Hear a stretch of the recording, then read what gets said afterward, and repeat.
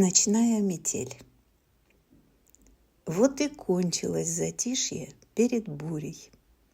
Ночью в город ворвалась метель. С каждым часом холоднее будет. Не насладишься долгою прогулкою теперь. Не соскучишься с погодой нашей. Перепады резче с каждым годом. И случаются они все чаще. Это служит для раздумий поводом.